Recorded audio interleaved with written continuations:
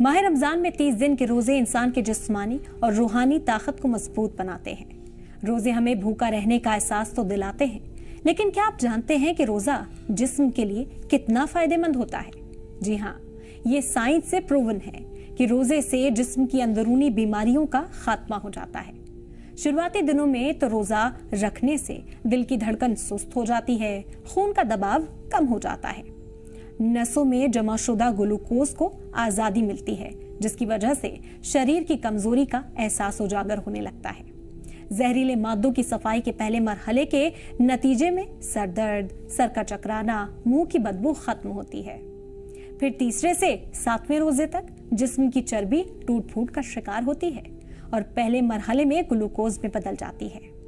कुछ लोगों की त्वचा मुलायम और चिकनी हो जाती है, जिस्म भूख का आदी होने लगता है।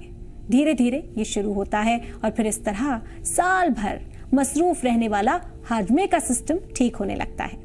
खून के सफेद, जरसूम और इम्यूनिटी में बढ़ोतरी शुरू हो जाती है।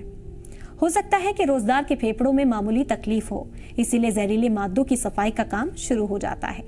आंतों और कोलोन की मरम्मत का काम भी शुरू हो जाता है।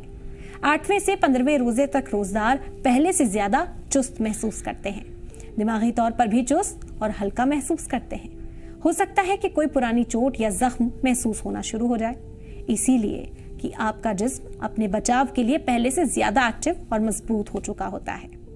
जिस्म अपने मुर्दा सेल्स को खाना शुरू कर देता है, जिनको आमतौर से कीमोथेरेपी से मारने की कोशिश की जाती है। इसी वजह से सेल्स में पुरानी बीमारियों और दर्द का एहसास बढ़ जाता है। नाड़ियों और टांगों में तनाव इसी अमल का कुदरती नतीजा होता है, जो इम्यूनिटी के जारी अमल की निशानी है। रोजाना नमक के गरारे नसों की अकड़न का बेहतर इलाज करते हैं। फिर 16वें से 30वें रोजे तक इंसानी जिस्म पूरी तरह भूख और प्यास को बर्दाश्त का आदी हो चुका होता है। आप अपने आप को चुस्त, चाक और चौबंद महसूस करने लगते हैं। इन दिनों आपकी जबान बिल्कुल साफ और सुथरी हो जाती है, सांस में ताजगी आ जाती है। 20 रोजों के बाद दिमाग और याददाश्त भी तेज हो जाते हैं। तवज्जो और सोच को मरकूज करने की सलाहियत बढ़ जाती है।